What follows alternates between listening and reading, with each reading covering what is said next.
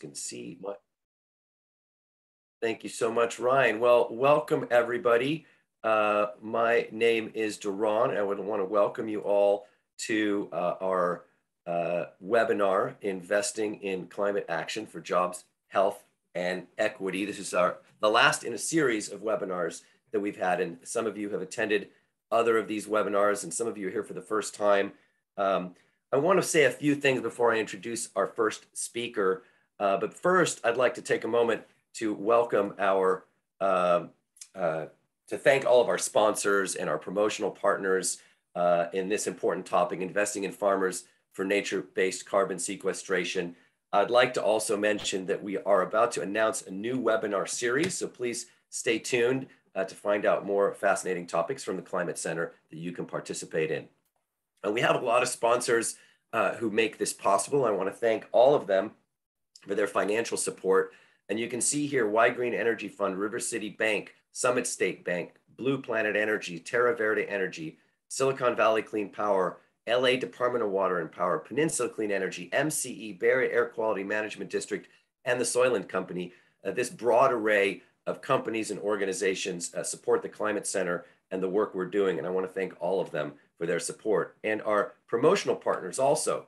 You can see from this list that we have a broad coalition of organizations who believe, as we do, in a climate safe future for California. I want to thank all of these organizations for helping make the webinar today possible. Before we continue, thanks again to all of our promotional partners and our sponsors. I just want to take a moment to ground us in a little bit of context, because we've been doing a series of webinars since last November. And many of you have attended some of those webinars. Some of you are here for the first time, but the topic is investing in climate action for jobs, health, and equity. And I just wanted to review the journey a little bit, because we began by talking about the human and economic costs of climate inaction. What's it costing us right now to not address these issues? And then we talked about how we can maximize the benefits from climate investments. And then we dove deep into specific sectors. We had webinars on investing in sustainable mobility, investing in community energy resilience. And then we focused on the people, talking about investing in workers for a world beyond fossil fuels. And then we discussed building electrification. Today, we're going to talk about investing in farmers for nature-based carbon sequestration. And two things tie these topics together. First, we face a historic opportunity to transform our economy and pull ourselves back from the brink of climate catastrophe. But this historic opportunity can only be realized if we make the necessary investments today to create an economy that is clean, affordable, resilient, equitable, and safe. Secondly, these topics all point to the same core need, which is that we can and must create a climate-safe future to safeguard our planet and ensure prosperity. As each of our webinars has shown, and as we will show here today, we can and we must make this pivot. Which brings us to today's topic, and our first speaker, Bonnie Bernwall, is the newest member of the Climate Center team, and she joined us in June as our Natural Sequestration Initiative Manager. Bonnie has extensive experience working with farmers in the farming community, and I'm pleased to welcome Bonnie to our team. And I give you an opportunity now, Bonnie, to frame today's topic in the context of climate safe California. Bonnie? Wonderful. Thank you so much, Duran. Let me share my screen really quickly.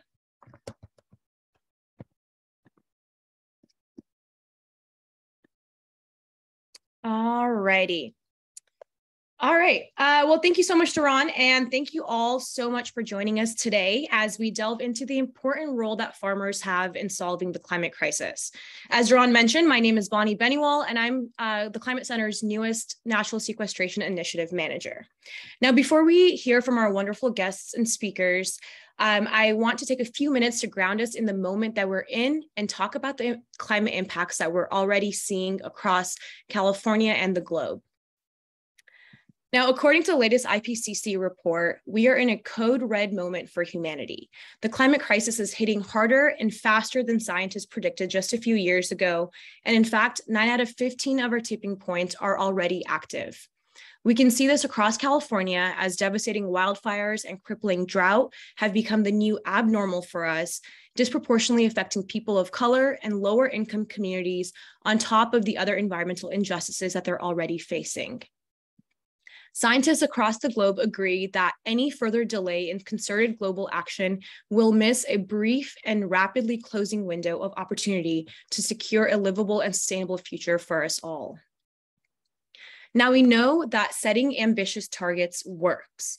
They send clear market signals and influence action in other places.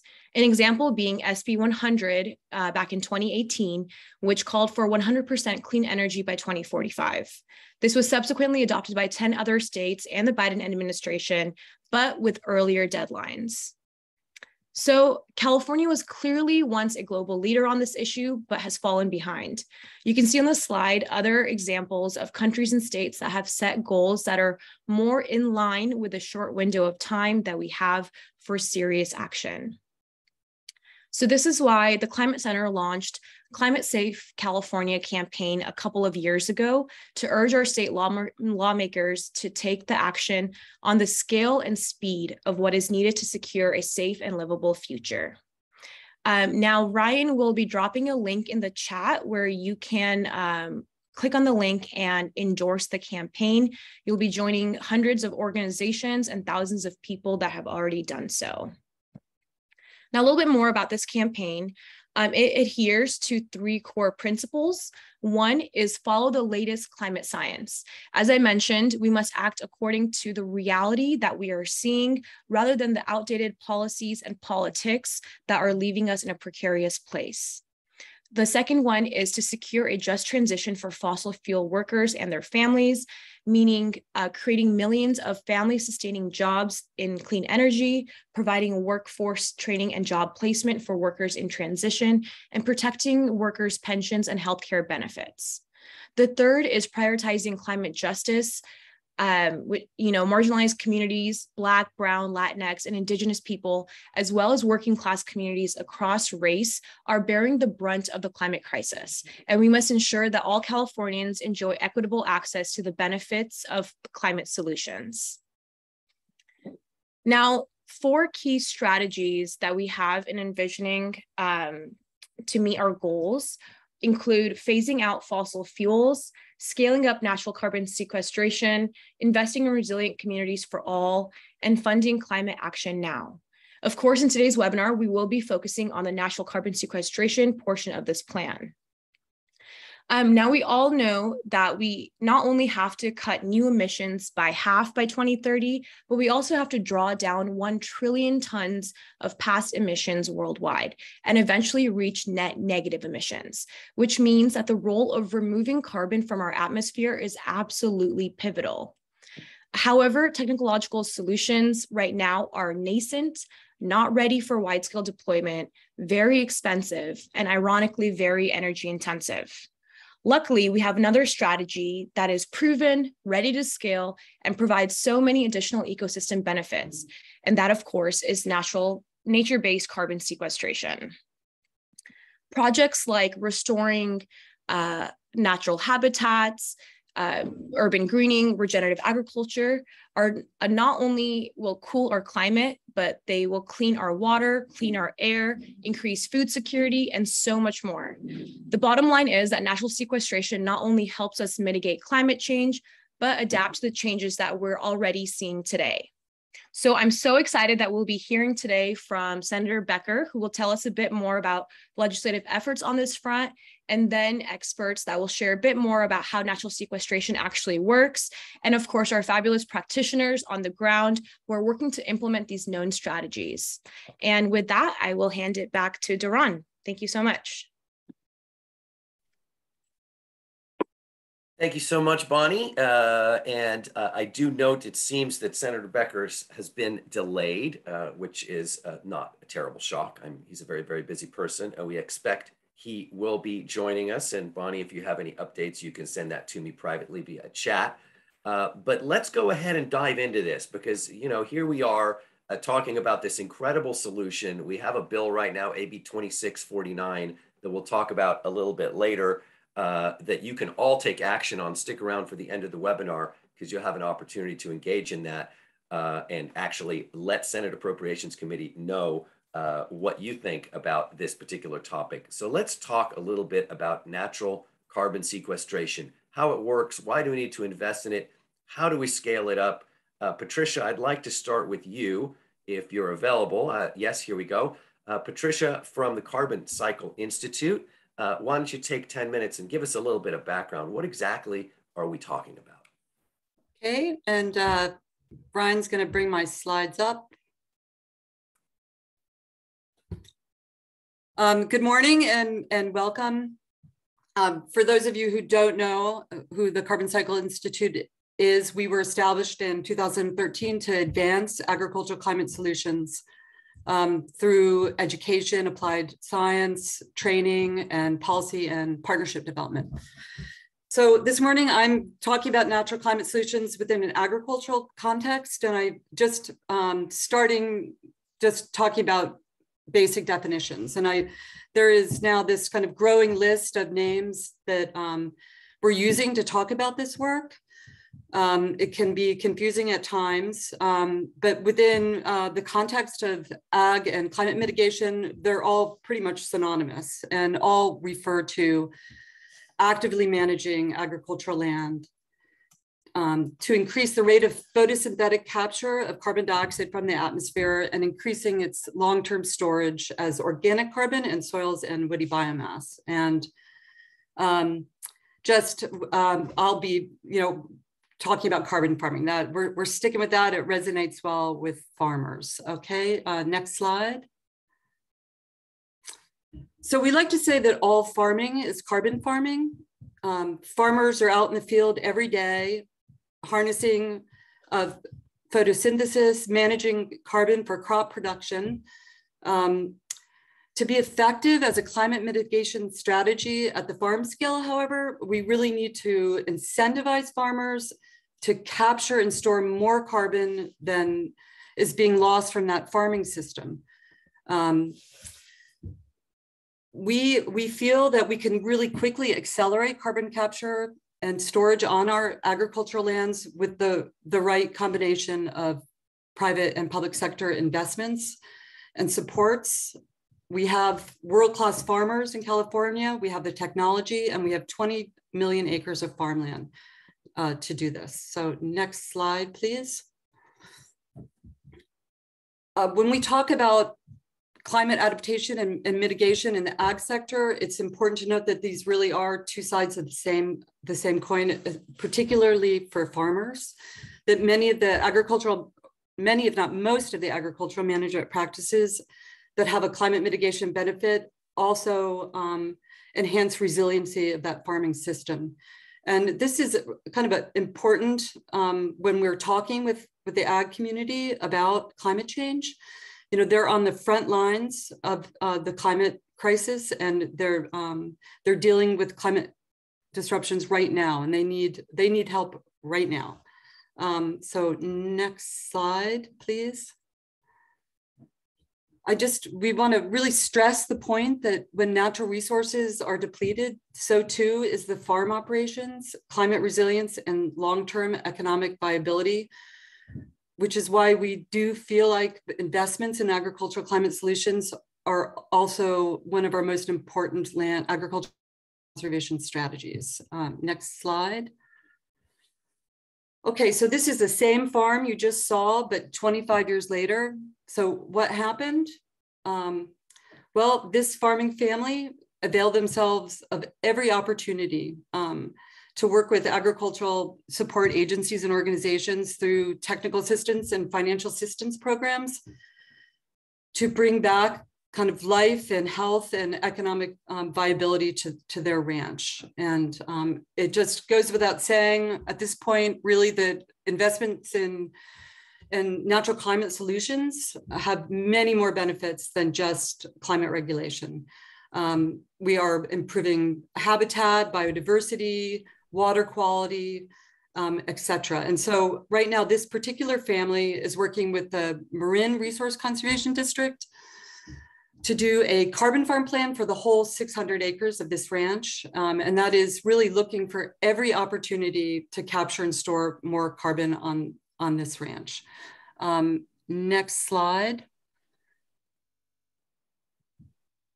So I want to switch gears to talk about how we, as sponsors of this AB 2649 bill, are coming up with our ambitious goals. So the Carbon Cycle Institute and partners, primarily the resource conservation districts, the cooperative extension offices, and the NRCS have been working both with individual farmers and ranchers and larger producer groups at the county level to do this type of to assess potential.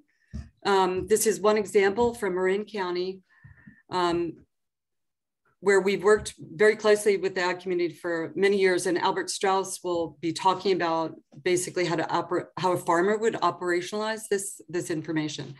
But so the first column is just a list of carbon farming practices that this ag community in Marin County felt that was appropriate and needed for their landscape.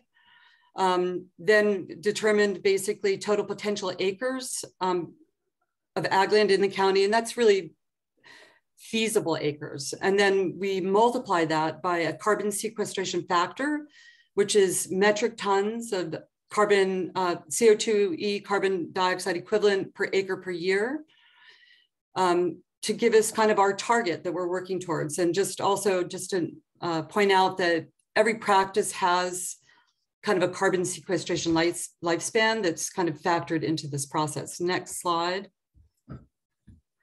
Okay, a similar type of carbon sequestration assessment for the state of California to achieve carbon neutrality by 2030.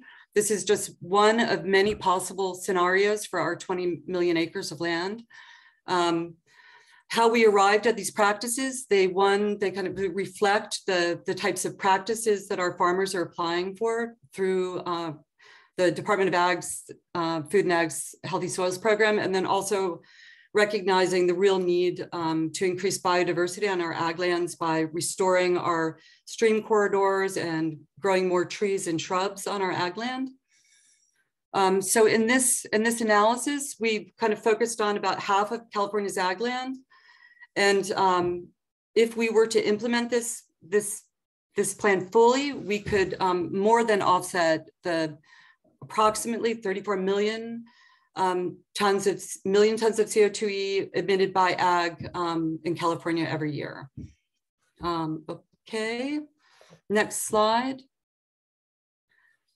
Okay, wrapping up, just to make the point, we can't scale this work from an office in our state capital in Sacramento. We really need to move our resources down to the local and regional level where the work is being done, and really getting farmers and ranchers the technical assistance they need to do this work. Next slide.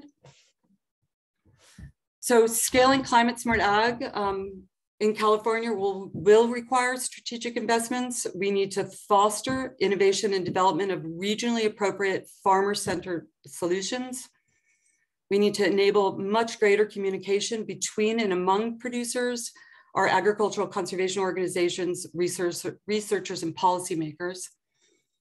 We need to assess region-specific opportunities, barriers, and needs to collectively shape our agricultural conservation programs and policies and emerging markets to support farmer-centered strategies. And just our greatest barrier at this point is really the lack of investment in our local and regional agricultural conservation partnerships. And I'm going to be handing it over to Emily Winfield, who's going to be talking about the great work that we are able to do working at the local and regional levels. And that's it. Thank you very much. Thank you so much, Patricia and Carbon Cycle Institute. We very much appreciate the work you're doing, and we will be turning to Emily shortly. And we also have some great questions for you, Patricia. We'll get back to those in our general Q&A, but I'm happy to note that Senator Becker has joined us on his busy schedule. Hello, Josh, are you there? I am. I'm about to now at my doctor's appointment. I'm just getting a shot. Can we go to Emily and then come back, and then I'll go after Emily? Absolutely, no problem. Okay, you take care of your health, and we'll get back to you in just a moment. So perfect. That worked out really well. As Patricia mentioned, we're going to turn it over now to our next speaker, Emily Winfield of the Marin Resource Conservation District. Emily, thank you so much for being here. And we look forward to hearing what you can tell us about what's needed to scale investment in natural sequestration. What are the challenges and opportunities at the local level? Thank you so much. I think Ryan may be pulling up my slides as well, but thank you so much for having me here today. Thank you to the Climate Center for hosting such a wonderful webinar. Okay. Hi, everyone. That was a great overview from Patricia about why this work is so critical. And I'm going to share about one path forward for how we can make these investments in our communities.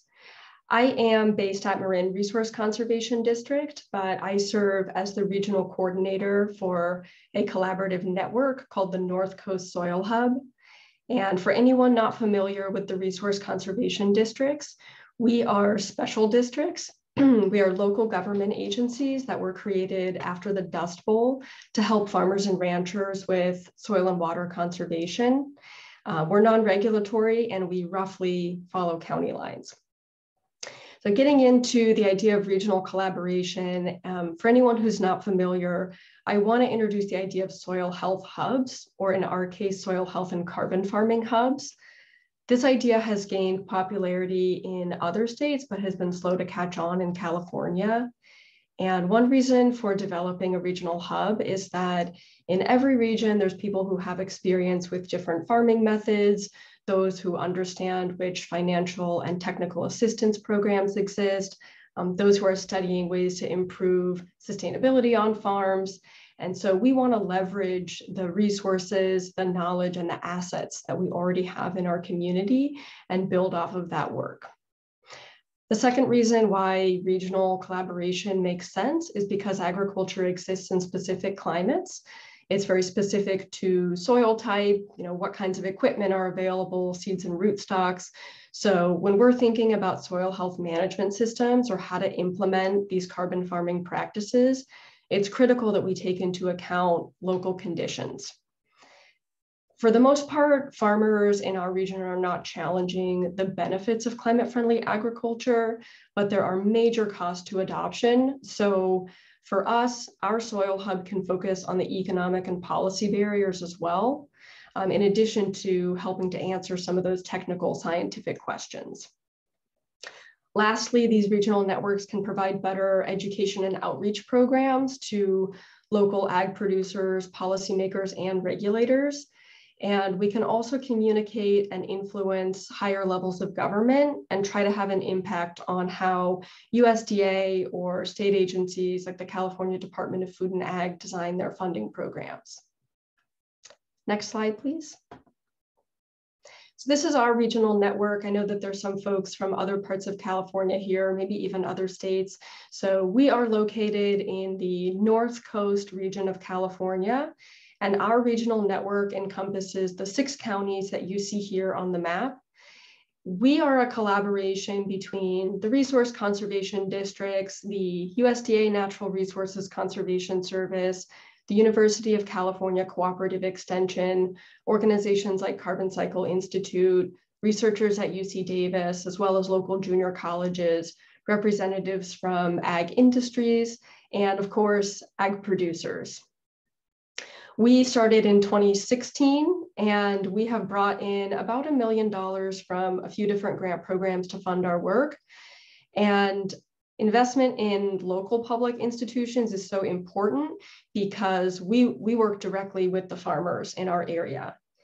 Our hope is that this model expands to other parts of California, and the groundwork to build up those other regional hubs is already happening.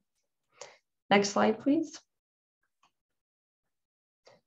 Our work is led by the community and very rooted in the unique challenges and opportunities of our region.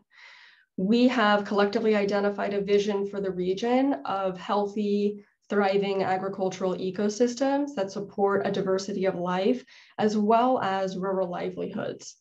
I want to emphasize that this is not a top-down approach that regulates producers into implementing sustainable practices. This is really informed by the challenges and opportunities specific to our region. And this is about the power of working at the local level and building those partnerships. Investing in public institutions is really critical for a couple of reasons. One is transparency and accountability. It's very easy to track investments and see the impact that those dollars are having. And two, it levels the playing field because we serve the entire community. And this is particularly important for small or under-resourced producers who may be left behind by larger initiatives. Next slide. I wanted to share a little bit about the demand just for climate smart agriculture in our region. So you can see here, this is a table of the carbon farm plans that have been completed in our region. What we're seeing is that the demand for climate smart technical assistance is outpacing our capacity to deliver these services. Many of the farmers and ranchers in our region have sustainability goals, and they see the benefits that climate-friendly practices can bring to their operation. So when we develop carbon farm plans, those plans include detailed recommendations for which climate-friendly practices may be suitable for implementation on that operation. And having carbon farm plans not only helps the producer to apply for funding on their own, but when we have those lists of detailed recommendations for practices, we can take that list of shovel-ready projects to a state agency to ask for funding for those projects. And this has been a really successful way for us to bring funds into the community. Now, one of the things we're working on is combining these lists of recommended practices with climate action plans in counties who have already laid out their climate mitigation goals, which is really exciting. As you can see here, we've done over 93 carbon farm plans just in our region alone, which you can see the impact that that would have if those plans were fully implemented. And we also have over 75 producers currently on wait lists across the region. Next slide.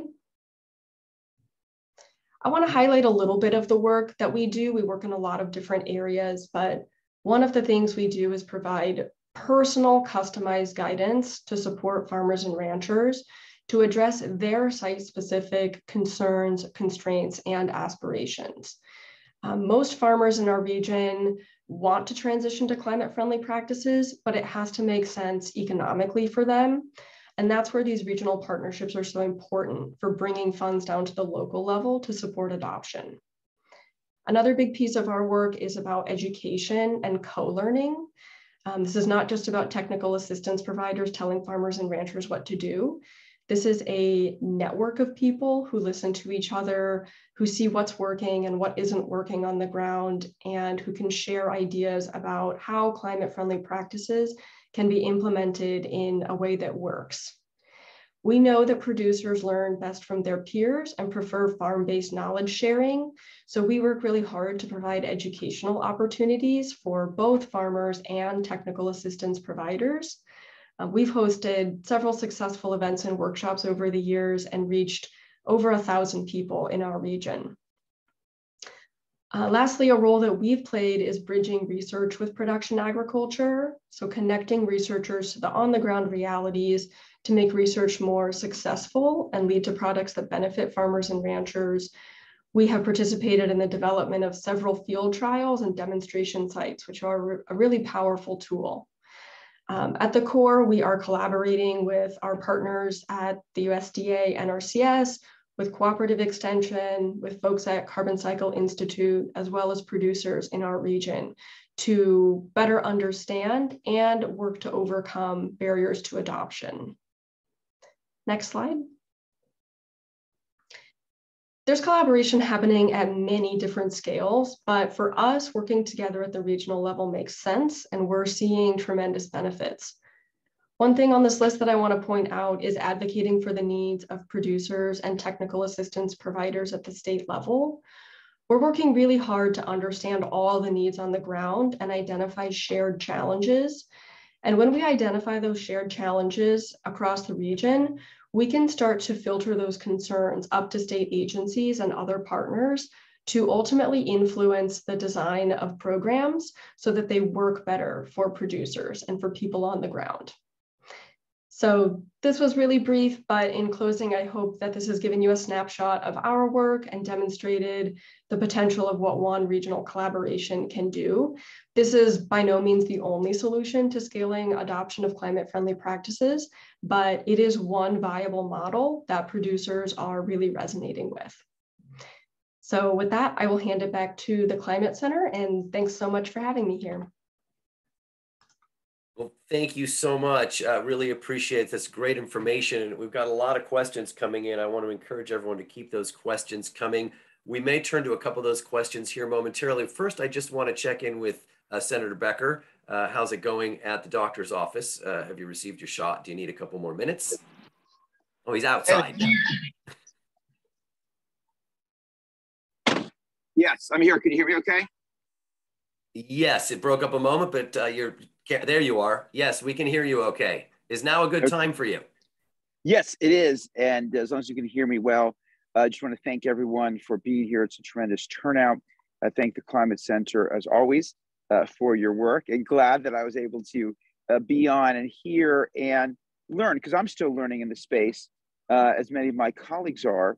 We know the potential is there, but it's great to hear from the work on the ground, to hear the potential. And one of the other things I hear is funding, the need for funding, the need for focus.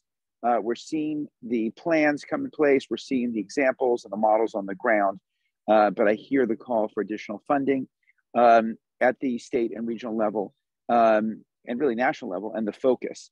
And that's why we're doing AB 2649, the Natural Carbon Sequestration and Resilience Act. This would set targets and be the first statutory targets to leverage lands in mitigating adaptation to climate change. We set a 60 million metric ton goal for 2030 and a 75 million metric ton goal for 2035. And again, that's because of the opportunity here. Obviously, the need in general mitigation, I do not need to tell anyone here on, but it's really the potential and the fact that most of our climate smart agriculture programs are oversubscribed and underfunded. The Healthy Soils Program, the alternative manure management programs, these programs are oversubscribed. These programs are underfunded today. So if we set these goals, if we're able to put these goals into statute, this will direct more resources at the state level to help in all the scaling up work that is mentioned today. So again, that's what I hear the call for today, a greater base of investment in the local, regional, and certainly statewide level. And that's what we're trying to accomplish with 2649. For all of you on here, I know you are active in this bill and other bills. And just know that August is going to be a crazy month in the state legislature. There are hundreds of bills. And when there are that many bills, especially in appropriations, I have 18 bills myself. There's a tendency to eliminate a decent portion of them. So that's a mysterious process. Then if we get out, we obviously have to keep getting the votes going forward. So we really need everybody's active support and participation. I want to thank all the presenters and thank the Climate Center as always for your work. Well, thank you so much, Senator. I should mention, for those who don't know, you represent the 13th Senate District in San Mateo and Santa Clara counties, but you work, I know, on behalf of everyone in California, and we very much appreciate everything you do. If you don't mind, I got a couple questions that have been coming across the transom, sure. And before you need to leave, I just wanted to perhaps mention them. And a couple of people are asking questions about this, the climate provisions pending before the U.S. Senate. This is a big topic that we've been hearing a lot about. And apparently Senator Manchin has agreed, includes $20 billion to address impacts in the ag sector. How important is what the feds do to what we do in California? How much can we in California charge ahead? And how much does what happens in Washington, D.C. affect what we can accomplish in this important area? Well, I was speaking with Ro Khanna yesterday about this and other topics. Fortunately, hallelujah, Manchin saw the light and we're moving forward. Now, again, this is all at the federal level. we've not been able to move forward with really regulatory regimes, but still the incentives and the money is, of course, very helpful. And as with any program, once it's, we're still figuring out, okay, what that all means. That was a pretty undefined 20 billion, where that's going to go to, how do we get our fair share? And then how do we filter it down to the programs that we care about? So I think it's great news. Of course, we will continue to focus. I'll work with my federal partners. We'll make sure that we get our share of that money and that it focuses on programs like this. But that's still a long-term game. We have to focus on what we can control right now in the state, which is this piece of legislation and this opportunity that we have with our own budget. So of course, good news, but I don't think it changes the game plan here at a state and local level. Well, fantastic. AB 2649, so as we understand it, and we helped craft that bill, and we thank you so much for your support and engagement on AB 2649. Why do you think setting a target is so important? Let's talk about that, because it basically says 60 million metric tons. That's a target. How is that going to change things on the ground? Well, right now, as you know, CARB's going through its scoping plan. That's really going to set the direction for our regulatory bodies and regulatory agencies. And so, when we set these kind of targets, and that sets in motion the bureaucracy, and I say that in a good word, we have 7,000 people that work at CARB, that's going to set in motion the focus on this area to say, okay, then great, how do we achieve those targets? Those are statutory targets. How do we achieve them? And then we turn to a lot of things that we're already talking about here today. So it's extremely important. Well, thank you so much for making that clear. And we're going to ask everyone here to speak out in support of 2649 towards the end of this webinar. So hopefully senators and the Appropriations Committee will be hearing loud and clear what the people here, the 200 or so folks on this webinar, think about this. One last question for you before I let you go, and I really appreciate you taking the time. It's a really amazing technology world that we live in, where you can literally be standing under a tree and speaking to 200 people all around the state. It's kind of amazing.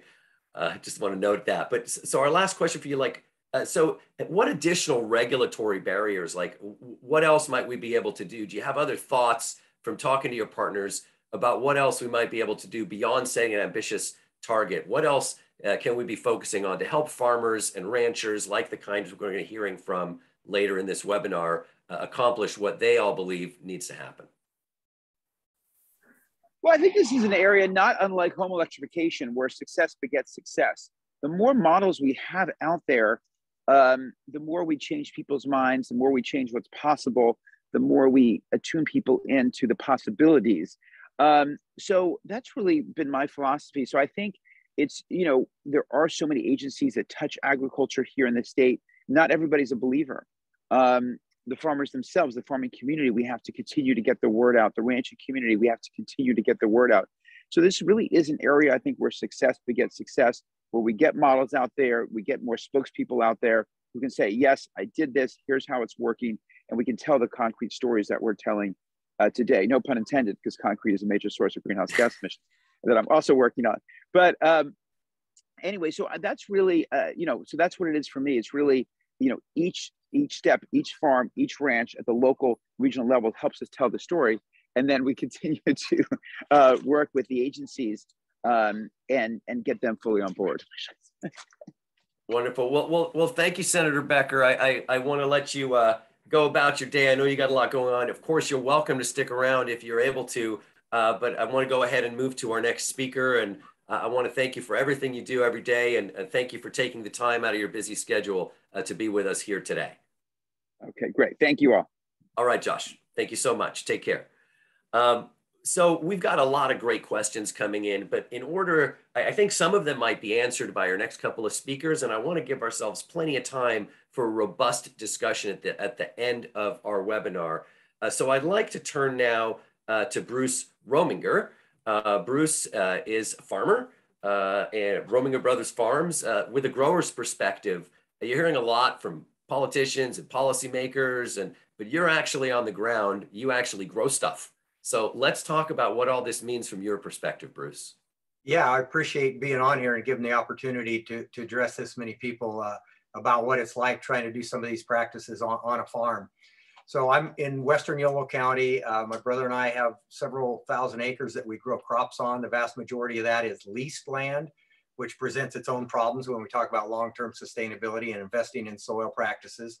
But we have done quite a few things on our farm. We own some and farm on the flat valley floor, but we also own some rangeland. So I'd like to start with the first slide, if Ryan can bring up a picture of mine and talk about that. I will mention, as he's doing that, there's a question on there about small farmers doing these sustainable practices. What about the big farmers? I would probably be considered a big farmer. And I think that's a really misguided, not misguided, but I think it's not true that only small farmers are doing it. Large farmers are doing all kinds of very innovative practices, whether it's cover crops and composting and planting things.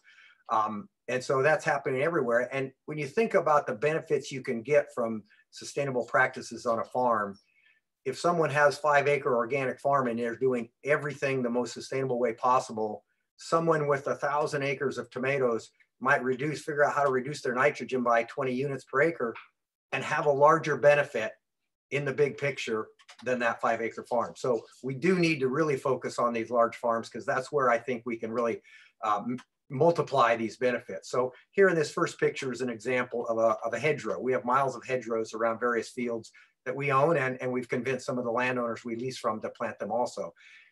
On the right-hand side is a field of processing tomatoes I just harvested, and this hedgerow is between 2 irrigated fields. So we do, in this situation, lose a little bit of production. So there are small costs to this, but we love the fact that we're getting this biodiversity back into our farm. We see quail and a lot of other birds along here. And obviously that's carbon being sequestered into there. Go to the next slide. We'll see a view of another hedgerow right along a county road. And this is an area we really couldn't farm anyway. It's kind of a roadside, and we're probably encroaching on the county roads right away slightly there, but they haven't complained about it. And we maintain it, we mow it when it needs to be. And we have elderberries and a lot of stuff. On the very left, you can see a valley oak growing there. So we've done a lot of that, and we think there's great benefits in the long term for that. And, you know, to Emily's point about RCDs, I think RCDs are a fantastic way to get a lot of these practices out, because a lot of these practices and solutions that we're talking about here today are very specific to a regional place. And RCDs have that connection to the regional areas. They're very specific. They get to know farmers. They get to know their agriculture in that area. And they're very good at bringing this information out into the field. Go ahead, next slide.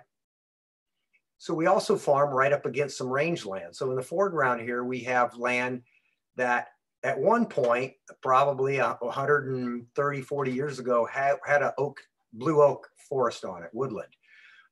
Previous owners, the first settlers in this area, logged all these trees off these hills. We have started to replant these. So you can see oak trees that are probably 25 years old right there, 30 feet tall or so, right next to one of our tomato fields, right at the beginning of the rangeland. So go ahead. We got several more pictures of this kind of thing. And here's an example again of hedgerow elderberries right along next to our crops.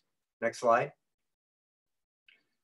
More oak trees. And these oak trees, as you'll see in a minute, we have some other ones of the same age that are much smaller. These are right down on next to the valley floor. They're tapping into some good groundwater clearly, because these were never irrigated at the beginning, and they have done very well. Next slide.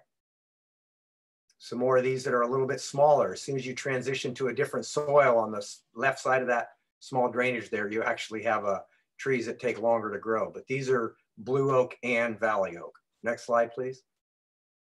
So this is an example of blue oaks, which is primarily the common oak in the rangelands around California that we did 25 years ago. And these got set back because we had a neighbor that started a grass fire and burned them all to the ground when they were about 3 feet tall, but they resprouted. And we have a nice grove here. And this is just kind of a proof of concept for us that yes, we could reforest these hills. You know, nobody quite knows how the changes of the climate will affect our ability to reforest these, but you can see all the stuff in the background. You know, my family has a couple thousand acres of this kind of rangeland that was logged off in the 1880s, 1890s. We actually farmed it and grew dryland grain on it for a couple of generations, 50, 60 years. And then when the CRP program came around, the dryland grain had no longer been economical, so we quit farming it. Now it's just grazed, but we're trying to find a way to bring oak trees back here.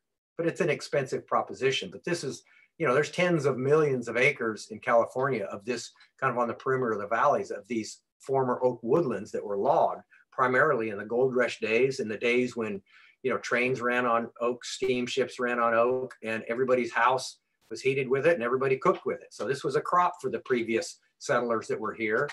And I don't blame them for cutting it. They thought they were doing the right thing, but we know now that this was something that we need to remedy.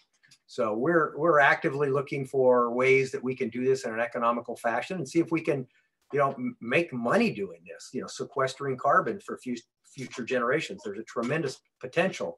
We all know these kind of oak trees are slow growing, so it's not something that you can get huge tons right away.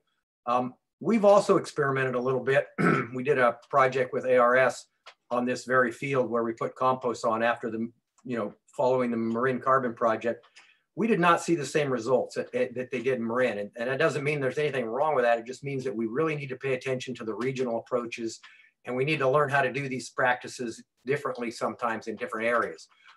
We continue to look at that as a possibility, and composting on our row crop fields, we do somewhat. Next slide, please.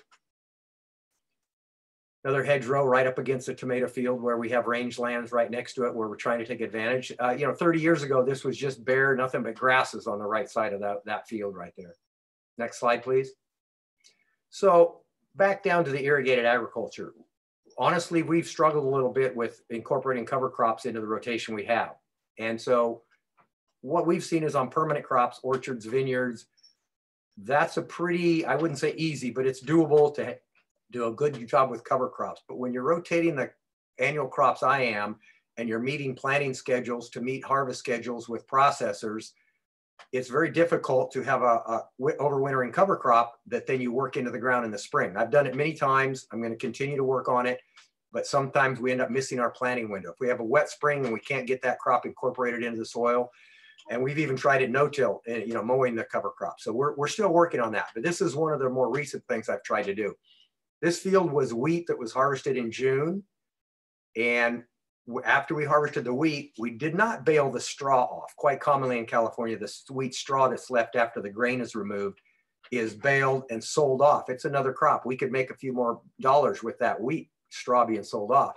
We've chosen to incorporate that all into the ground, trying to keep as much organic matter as we can. And what we've done, since this is underground buried drip irrigation here, we scraped a little dirt out of the way after we pre-formed the beds. We planted some sun hemp, and when we turned on our drip systems, which we have to do anyway. As you know, water is very scarce out in the Sacramento Valley. We can't really afford to waste it. But once we harvest a crop, we always turn on the drip system so we can go and repair leaks, which there always are.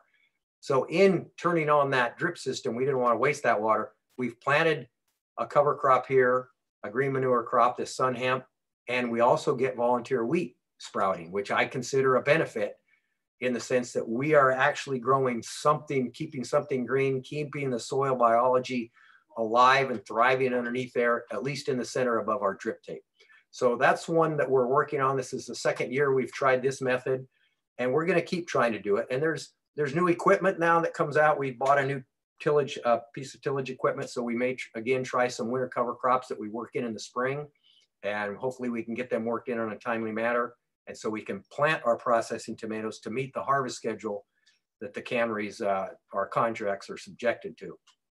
So that's kind of where we are. I want to stress that I think there's some things that are in our area, and that's really all I can speak to, that we know how to do things, especially in the rangeland and the tree planting and the hedgerows.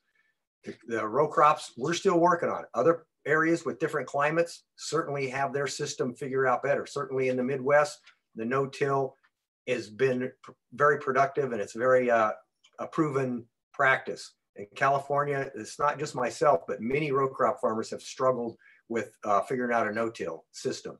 These soils we have are pretty high clay content, and so they compact easily, and there's damage done if you're on them too much. So you can't work them all the time like many places can.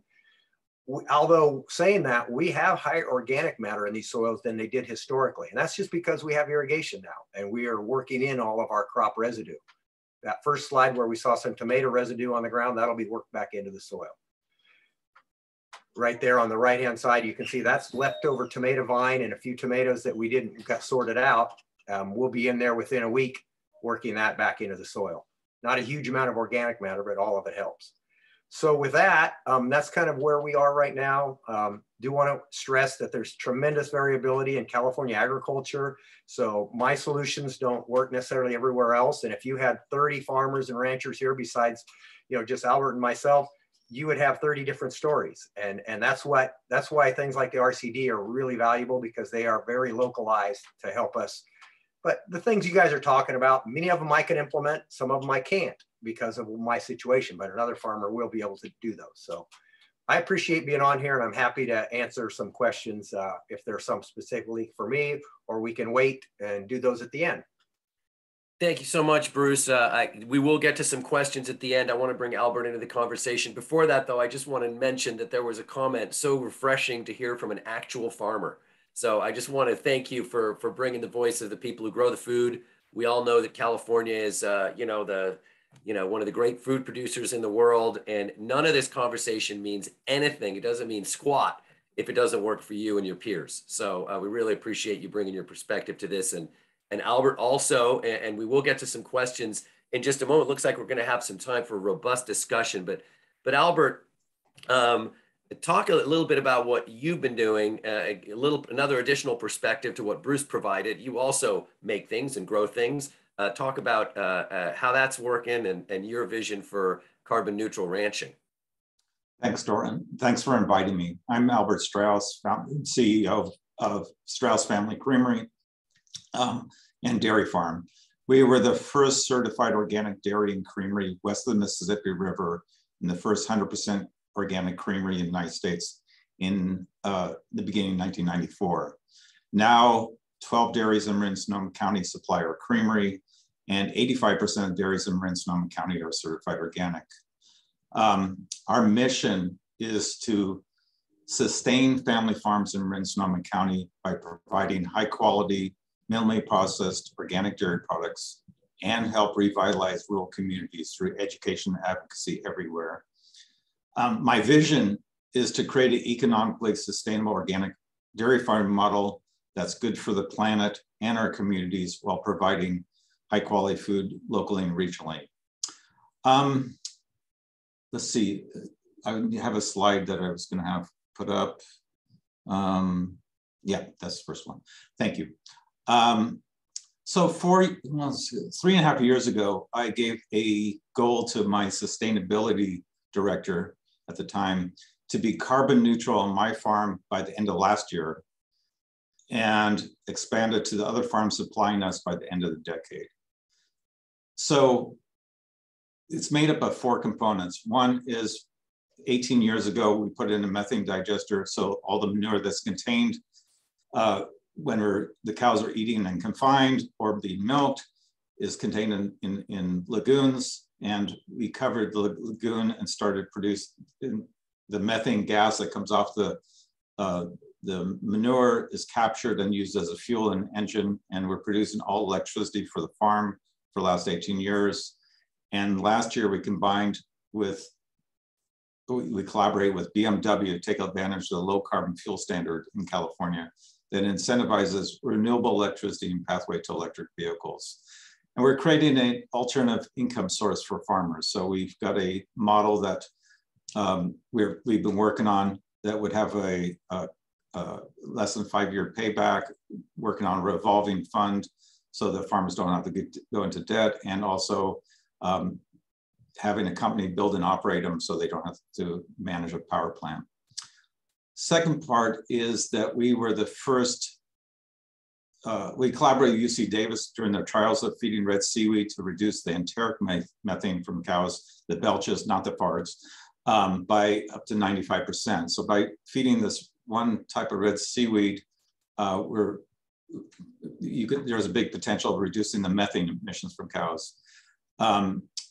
So last year we became the first commercial trial in the United States to feed seaweed by feeding a 1/4 pound and a 45-pound diet. We got an average of 52% reduction with a couple cows over 85% and one actually at 92%. So we've now facilitated and collaborated with the CDFA in California, and they've approved the usage of this red seaweed in California. And the company we were collaborating with, Blue Ocean Barns, is commercializing the growing of this red seaweed in Hawaii in tanks, not in the ocean. And we'll have that by the end of next year. So those two parts will have an 80 to 90% reduction in methane emissions from our farm. And then the third things, we were one of the 3 pilot projects for the Marine Carbon Project for carbon farming. So we had a carbon farm plan, and we implemented carbon farm practices by adding compost to land, using animals to intentionally rotational graze. We're pulling carbon from the atmosphere and put it back in the soil. And it's being recognized internationally as one of the only ways to reverse climate change rather than reduce it. And my assertion is that that livestock have an essential role in reversing climate change. And so with the collaboration of Marine Carbon Project, the RCDs, and the Carbon Cycle Institute, and Marine Agriculture Land Trust, we've actually been able to implement these, and we're expanding the usage to all the farms that supply our creamery. And then the last thing is that 6 years ago now, no, how many? Anyway, 6 years ago, I put together a fully electric truck to feed the cows that's powered by the cow's waste. And we just finished this John Deere loader that's in the picture to be fully electric this last year. So between those 4 practices, can you advance the slide, please? We'll have an equal or lower carbon footprint than any plant-based dairy alternatives by the end of next year.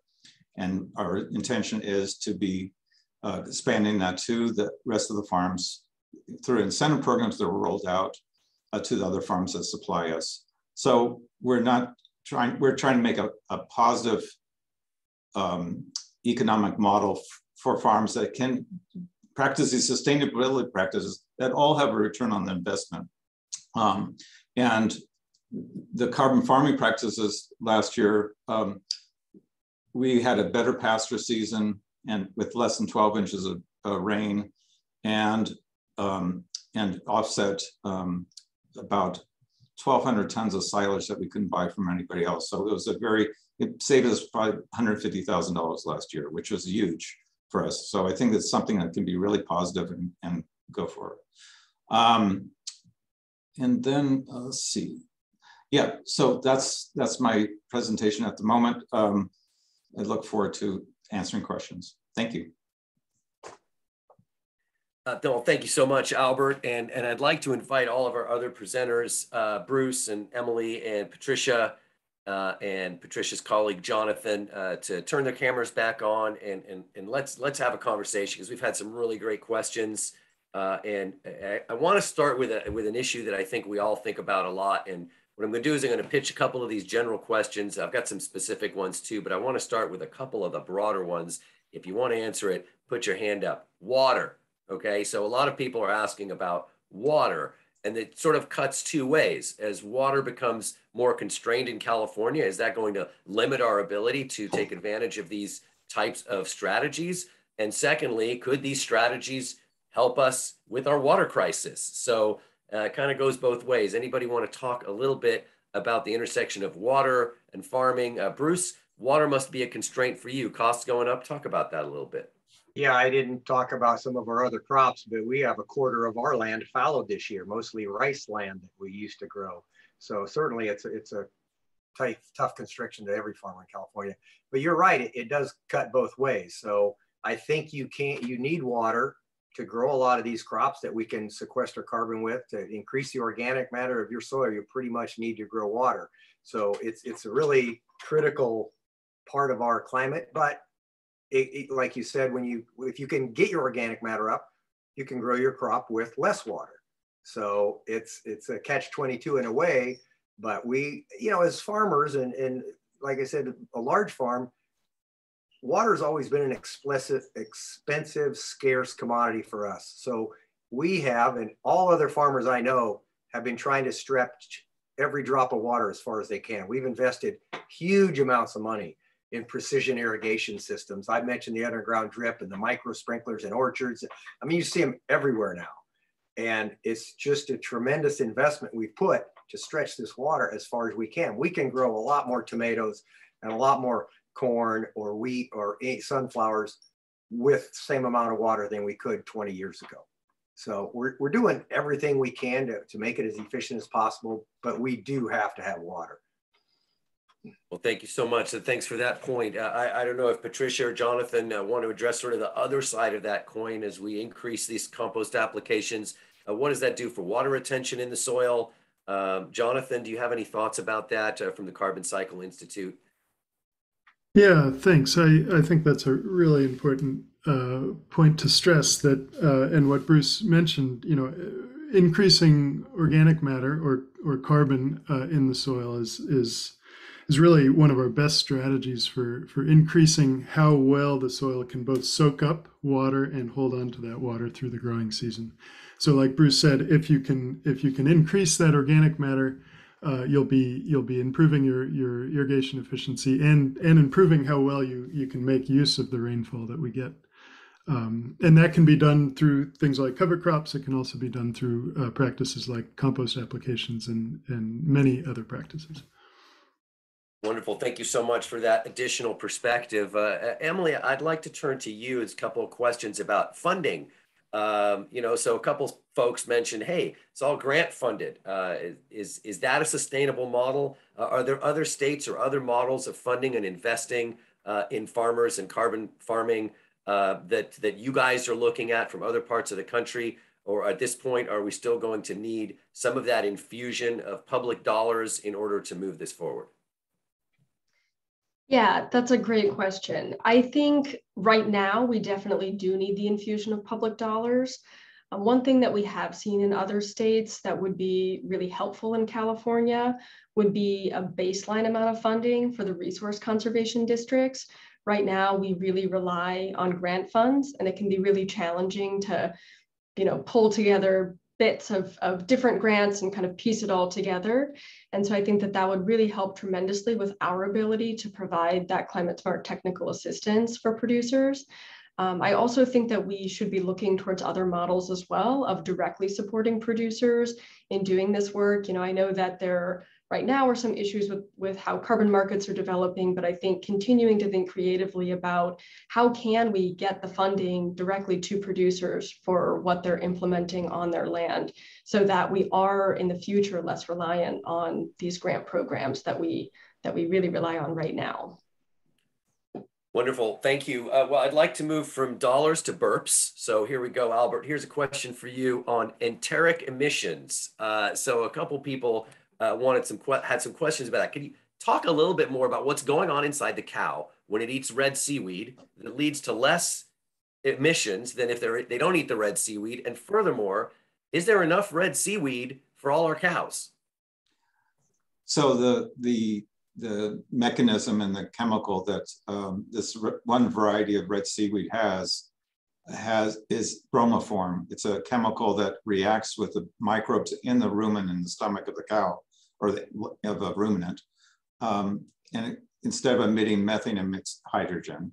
So you're taking something that's a lot more toxic methane gas than hydrogen.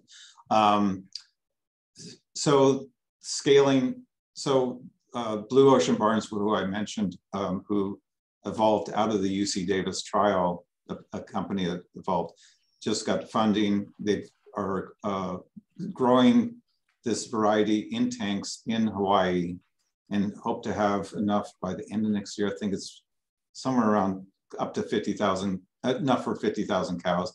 I know there's a big race on to expand this, but it took approval. It took us years to get approval the FDA wouldn't approve it, so we went to the CDFA, and thanks to the Karen Ross and her team that were really instrumental in helping us get this approval and this allowance for use.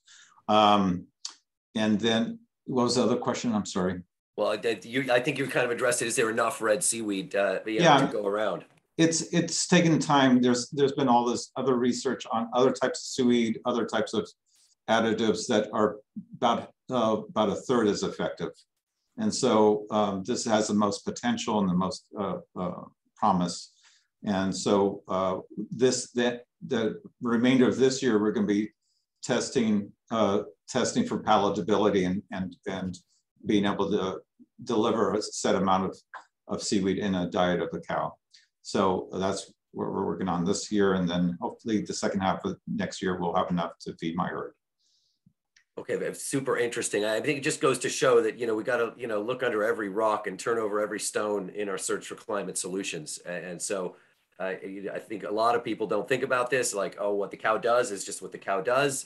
But no, we can actually have an impact. So the next question I have, Bruce, is back to you. And after you've answered this question, I'd be interested to hear from Patricia at the Carbon Cycle Institute. You made a really good point, Bruce, that small organic farmers could be doing everything, and their cumulative impact, it could be relatively small compared with what can be accomplished by a large farm. So a lot of folks here are curious, and I'm also curious, what are you hearing from your peers? Is there interest among other large farmers to start doing some of these kinds of things? Is there resistance? And if there is resistance, how do we overcome that resistance? How can we get more of your colleagues and peers to start taking these kind of steps in nature-based carbon sequestration on large farms, be they row crops or other kinds of farms? Well, it's a little bit complicated. Certainly, there's large farmers that are doing all kinds of very progressive practices to make them more efficient. So when you think about it, when I save water, that's also saving energy because that water had to be pumped. And if I save fertilizer, if I can put on fertilizer more efficiently, that's, so when you look at economy of scale on a large farm, what that really means is you're growing more with less inputs. So it is a more efficient way to do it. However, the economics are not such that you can just do this because you want to. So you have to figure out a way to monetize these things to make money. It's actually, the margins are quite thin in the business we have. And even though I'm considered a large farmer, the world doesn't really care if I'm farming next year or not. So if I'm not a really efficient farmer, somebody else is going to have these leases and somebody else is going to be farming this ground. And so I have to pay attention to my bottom line really above all, or I'm gone, and that's what it comes down to. So we can, if these things save the farmer money or make him money, like underground buried drip irrigation, or if the farmer is in a position where he can invest for somewhat a longer term where adding compost is going to pay off, then they're doing it on a large scale, but they have to make economic sense. And what large farmers have a harder time doing, since we're doing wholesale things, we're contracting with large processors, we have a hard time monetizing these practices. If I'm a small organic farmer and I'm direct marketing, I can tell that story right at the farmer's market or right at the restaurant and maybe get a premium for my product. I can't do that with my processing tomatoes. They're going into those canneries right alongside everybody else. So if I'm spending money trying to figure out how to grow cover crops, economically, I'm at a disadvantage to the guy down the road who's selling them for the same price and not doing those things. And on rented ground, like I mentioned earlier, that's a tough one for us, because how do I invest long-term in the soil of ground that I only have a 5-year lease on? So does that help? Yeah, it helps very much. I mean, again, your emphasis on the bottom line is really important. I think it's something that's critical for us all to remember. Patricia, do you have any further thoughts on large farmers versus small farmers and how we can help some of the big growers overcome these challenges? I'm actually going to defer to Jonathan, because he's been kind of focused on climate and carbon finance, and there is a lot going on with the big ag in this space that is exciting and important. Jonathan, do you want to just maybe talk a little bit about what we're seeing out there? Yeah, and it looked like I want to pass it on to Albert too. It looked like you had something to say after this, but I don't want to create too much of a dichotomy here because in reality these are huge opportunities for every farm. And when it comes to implementation and funding, there are certainly questions around access to different funding models. So, for example, carbon credits. Soil carbon credits are taking off in parts of the country, but there are concerns that funding, that private funding, is really only accessible for some producers and not others. For example, big scale producers in the Midwest and smaller producers potentially being excluded from that. So I think it's really important for funding and support to be really accessible to all producers, and for those benefits to be realized by all producers. Albert, I'll turn it to you. Thank you. Our average herd size for the 12 dairies is about 250 cows, which is a lot smaller than the state average of 1,500 cows or something like that. So all these you talk about economics, we see pretty immediate impact by adding compost land, using these rotational grazing methods. We see a return on investment immediately, within a season. And as water becomes less and less available, less and less rain, it's going to be more and more important to be able to do these practices to keep viable as a farm. And we're incentivizing these practices on our farms. So it's something that we're trying to build into our pricing structure so that we can look at as what we sell on retail actually supports our sustainability practice and the viability of our farms. And then, the carbon, the methane, we're selling our carbon credits on the market and create an income source for farmers. So and then the red seaweed, we see that there's going to be either they should be paid for offsetting, being part of the carbon credit, cap and trade. And we're trying to make it so that the cost of it has no substantial budget requirements. So that all these practices I'm talking about have a return on investment, and it's pretty immediate. But we need to really work together as a community to kind of really incentivize, get these practices implemented as quickly as possible and really move the needle as quickly as possible. And that's what I think this is what's so important about us all getting together and talking about solutions and how we kind of support each other and keep the farming and food system viable in our communities. Wonderful. Yeah, thank you so much, all of you, for your thoughtful responses to that question. I want to address move us to a slightly different topic, because we got a bunch of questions on this particular topic, and it's about what else can we do in other areas. Maybe Patricia and Emily might have some thoughts about this, although any of you are welcome to answer. But how could we utilize urban, suburban, public lands to sequester carbon? What about our own homes, our gardens? I know our focus here is on agriculture and farming, but a lot of people are asking these questions. I would be remiss not to give you all an opportunity to address. Is nature-based carbon sequestration just for farms and ranches, or are there other places in our communities and our homes where we can be practicing this technique? Patricia turned on your mic, so I believe you have an answer. Well, particularly for public lands, for public parks and open space, the Carbon Cycle Institute has been working really closely. They're often, like in the Bay Area, the largest landowners of rangeland, and they lease out to farmers. And they're super, they're participating in our kind of ag climate action planning efforts. And they're very aware of the opportunities and really interested in those opportunities for investments. I would also say, a lot of RCDs, and the Alameda RCD, I know somebody is here from Alameda, has a demonstration farm. And it's focusing on, in Contra Costa County, Alameda, at least on urban farming and smaller farms, and to educate the public about, whether it's your garden or it's your community garden or an urban ag operation. And the wonderful thing about resource conservation districts is that they work with everybody. They work with landowners on gardening, they work in urban agriculture, they work with much bigger agriculture, they work with public sector landowners. And we are kind of diffusing this model of carbon farming and this understanding, out to the community, just in general. And Emily, I know you may have some examples of some successes, or I'll let you speak. Thank you, Patricia. And I see Albert has his hand up, but you kicked it to Emily. So we're going to go Emily, then Albert. Emily, go ahead. Albert, you're up next. Thanks, Patricia. Yeah, I'll be super quick.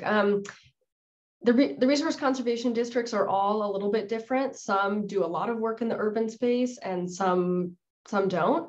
I think, of course, there is a big potential when we think about urban areas, when we think about people's backyards, not only for supporting carbon sequestration, but for supporting insects and birds and other types of wildlife as well. So we are excited to support that work as well. And there are some grants that are geared towards supporting urban agriculture and the urban side of things. My work doesn't focus there as much, but I think, of course, there is a tremendous potential there, and we should absolutely be thinking about those types of public lands like Patricia mentioned, as well as those urban areas when we think about a full picture of nature-based climate solutions. And I'll pass it to Albert. Thanks. Albert, and then Jonathan's got a hand up. You'll go next. Go ahead, Albert. So it's interesting. Almost 2 years ago, I put forward a proposal to use livestock to manage public lands and be part of a climate solution around managing our public lands. That's not black and white. It's kind of, how do you manage lands using livestock? Goats and sheep can do a fraction of what livestock can do, and you have to manage it properly. But historically, we used to lease land to livestock producers to graze. In Sonoma County, they went from 160,000 livestock in the 1960s to less than 30,000 today.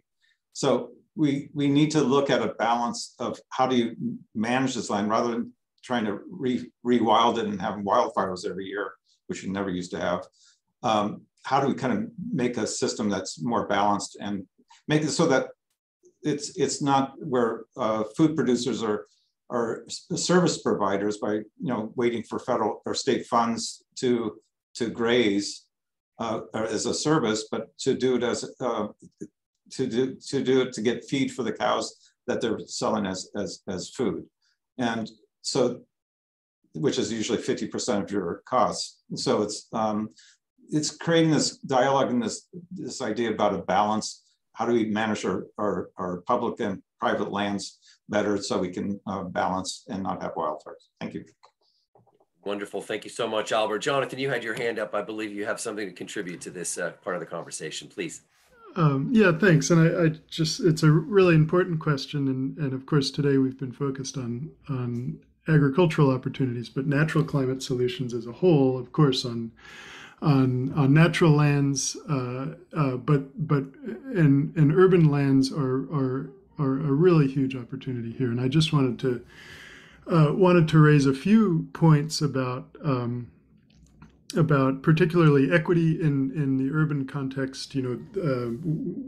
Lower income neighborhoods, experience the majority of the urban heat island effect, of urban heat extremes, and of course urban forestry can play a really big role in helping mitigate heat, as well as sequestering carbon, as well as delivering aesthetic benefits, ecosystem benefits, and all sorts of co-benefits.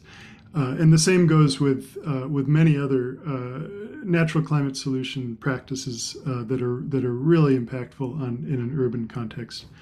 Turf grass is one of the biggest land covers in cities, natural, so-called natural land covers in cities, and there's lots of opportunities there to increase. Somebody mentioned stormwater management. So our hard surfaces in cities are creating stormwater management problems, and the more absorbent green spaces we can create, the more we can help with those challenges too. So the urban context is really critical, and just tons of natural climate solution and co-benefit opportunities in cities. Yeah, wonderful. And I think, you know, we've talked a little bit about water. We've talked a little bit about wildfire. I mean, so all of these issues obviously intersect in many different ways. And there's many co-benefits, as you mentioned. Just a couple of minutes, I'd like to bring Bonnie back into the conversation. She's got some sort of closing thoughts and an action item that you can all take. But before I do that, and you turn on your camera, Bonnie, but before I do that, I just wanted to go around and give each of you like 1 minute to talk about it was one thing. If there's one thing that could happen at the state that Sacramento could do, or that our community could do, or that any one of us could say, one ask that you have of our folks who are here today, what would that be? What would be your one takeaway, the one thing that you would like people to remember or do following this? And then Bonnie, I'm going to turn it back to you, and we'll just go in the order in which you spoke. So I'll start with you, Patricia. Just that, you know, the natural climate solutions have so much opportunity and so many co-benefits, whether it's natural lands or our working lands. And that it just supports ecosystem service health, community health, public health, that it is a critical part of creating resilient systems. But we need to focus on building capacity at the community level. That is just critical. We're so caught up with, you know, we have the science, we have farmers, there aren't a lot of barriers with farmers, to be perfectly honest. You know, what they need is support from the public and from the community and from, you know, technical service providers. So we need to focus at the regional and local level and building the capacity there. That's what I would say. Thank you, Patricia and Jonathan from the Carbon Cycle Institute. Next, Emily, what would be your one ask or takeaway that you would like people to remember from today? Yeah, thanks, Duran. I'd like to echo what Patricia said about how large the opportunity is and how important it is that we're investing in local communities. I think sometimes there's a tendency to look at the newest, shiniest thing. But I think if we really look at what's working on the ground and we think about, you know, what's working for farmers and ranchers and how to provide good technical assistance that's rooted in science and how to bring people together to learn about what's working on the landscape. It isn't always the shiniest idea, but what we see is that it really resonates with farmers and ranchers, and it really is a way to get the work done on the ground. So I think my message would be to take a closer look at some of those solutions that may not be as shiny, but that really deliver the type of benefits that we want to see, not only for the climate, but for those other types of ecosystem services and for our communities. Thank you so much, Emily. So from the perspective of a farmer, Bruce, what would you have us remember from today? Well, I think if you think about what goes on in Sacramento, I just think they ought to think about using a carrot and not a stick. You know, like any business in California, but I think especially agriculture, we have tremendous amount of regulations and rules we have to follow. Most of them that are very well thought out and good and necessary. Sometimes they aren't. But if you want people to plant hedgerows, make it profitable. If you want people to re-oak those range lands, make it profitable for them. You can't expect them to do it. You know, NRCS for years has had many good programs, and it's a cost share. It still costs the landowner money. And so some of us do it because we think it's a good idea and it's the way we should operate. But if you really want to do something, it's got to be profitable. And then you will see millions of acres of it. And so it's not always easy to figure that out. I'm not asking for grant money, but when you put a regulation on a California farmer, you know, they have to realize we're in a global market. So if the farmers that across the river in Arizona don't have to do that, and across the border in Mexico don't have to do that, then I'm probably going to quit growing that crop because it won't be economical for me if I've just had $100 an acre of cost added onto it, for example. So think about the profitability, because that's really the way you get things done. Farmers in California, you know, there's a lot of really smart, educated farmers that can do all kinds of things, but the reality is we have to be able to stay in business economically. Thank you so much, Bruce. Really well said. Much appreciated. Albert, what's your takeaway for our audience here today? I'm going to we're actually in a crisis right now. Climate change, this drought is causing, we're going to have farmers going out of business in the next 6 to 9 months because of feed costs have gone up 40%, which is 40 to 6% of a farmer's income. They're losing money, $100,000 to $200,000 for a size dairy. We're talking about our average size dairy. They're not surviving. There's not alfalfa hay, grains have all gone up exorbitantly. There's a lack of feeds available. So it's a crisis right now. And so I've raised the alarm to the state, federal, local level that we need to do something as a society and a community to have our agriculture, have our farms survive. And we can call it climate change. I mean, it's climate change. It's a severe drought that we haven't had. It's a 1,200-year drought, and it's a crisis. And so that's my call to action is let's figure this out and figure out what we need to do. I can't raise prices fast enough, or fuel. All our materials are gone up significantly, and so it's I can't even keep up with prices to the retail market. So that's my last words. Wonderful. Well said. It is indeed a crisis, and thank you for your call to action. Speaking of call to action, I'd like to turn the mic over to Bonnie one more time for something that you can all do right now. Bonnie, what do you got? Yeah, thank you, Duran. And thank you all again so much for joining us today. I hope everyone gained more insight on what opportunities and what challenges we have in accelerating climate action in the agricultural sector. We certainly have actions for you today. Education is important, but real change comes from taking action. So of course you can endorse the Climate Safe California campaign. Ryan dropped that link in the chat earlier. Another action would be urging your state representative to support AB 2649. This is the National Sequestration and Resilience Act that Senator Becker had mentioned. This goes in line with everything that we've been talking today. We need to first set statutory targets in the legislature in order to accomplish all of what we have been talking about. So again, this bill calls for setting the target of 60 million metric tons by 2030 sequestered and 75 by 2035.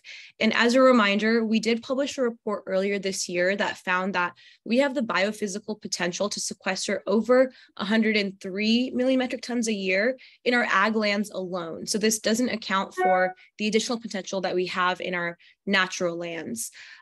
So we know that the potential for California is far greater than these targets, but these targets are certainly feasible.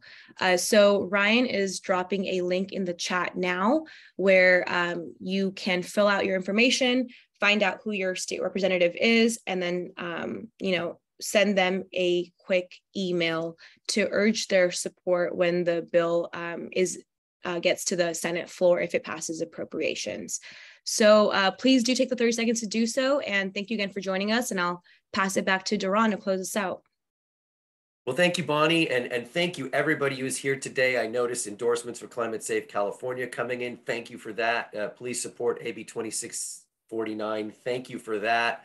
I also really want to echo Bonnie's thoughts. Patricia and Jonathan from the Carbon Cycle Institute, Emily from Marin Resource Conservation District, Bruce from Rominger Brothers Farms, Albert from Strauss Family Creamery, all of you, I want to thank you not just for the time you took to be with us here today, but even more importantly for everything you're doing every day to advance a cleaner, safer, more prosperous world, support your families, take care of your communities, support yourself, grow good food, make great yogurt, all of that. I appreciate it all. And on behalf of all the 200 plus people who were with us here today, I want to thank you for everything you do. And all the people who attended, I want to remind you all that we will be making the slides and the recording available to you. You'll be getting an email with all of that information.